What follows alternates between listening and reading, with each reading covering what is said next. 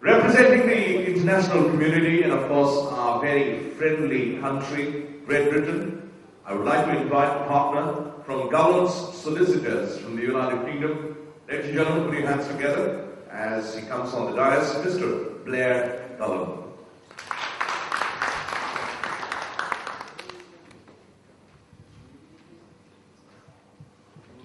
Dr. Justice Lakshman, Dr. Maturity, Secretary General Jaman Singh, Baroness Sandit Verma, distinguished guests, ladies and gentlemen, I will keep this brief, although as a lawyer I have to pay by the hour.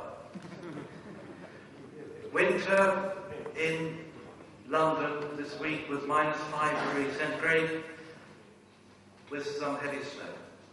And it's sunny here in Delhi. Now, why would I be in Delhi, you ask? For your glorious weather, of course, but as patron of the UK chapter of the NRIs, I'm delighted to be with you today and for the 3 days. And I'm delighted also to represent my family lawyers firm, Gullands, in spearheading an initiative to develop links between India and England. My family has, in fact, been involved for generations with commercial contacts with India, tea planters for generations, psychiatrist is in there somewhere, doctors, and my uncle was an Indian ambassador in London, Sardar Bajpai.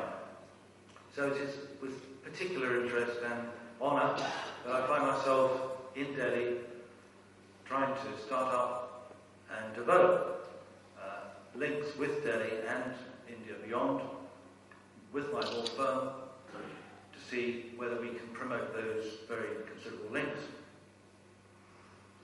Now, so far as my distinguished co-speakers are concerned, I would not profess to have the erudite level of statistics that they hold in commenting on the strength of the Indian economy, but please, can I give you a gut reaction from an Englishman in Delhi?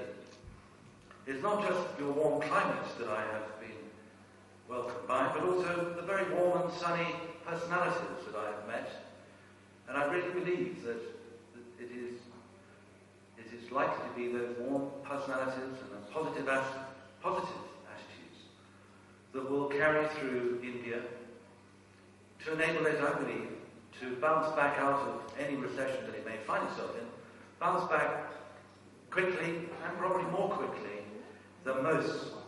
Certainly when I compare you to the icy, snowy forecasts economically in London and the UK, where we're projected to have negative growth for 2009 and possibly beyond, compared with your 5, 6, 7% growth projected for 2009.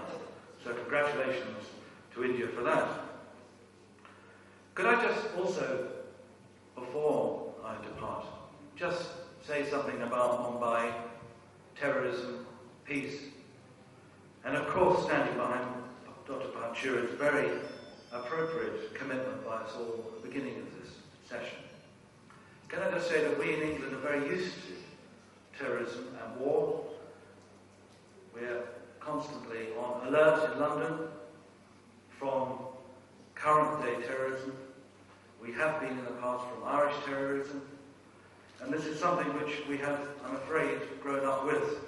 Indeed, my own offices in Maidstone was built on a huge great bomb crater site, which resulted from a German World War II bomber unleashing a whole string of bombs in the 1940s. So we're used to this. But whilst it may occupy our lives, please let it not occupy our dreams. We have every reason to be confident of the future, and we in England as citizens stand shoulder to shoulder with the citizens of India to stand against these terrorist threats. Could I just finish, please, by saying one further thing?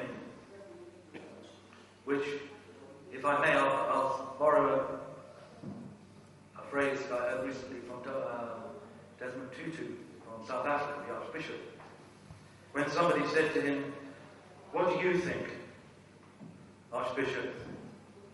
Are you optimist or are you a pessimist in the current day?" And he says, "I'm a prisoner of my dreams. I'm in a prison, but I have dreams." And I believe that this, in many ways, represents how we all feel at the moment. So, may I wish you all well. I'm very much looking forward to these 3 days. And thank you very much for giving me the opportunity of speaking to you today. Thank you.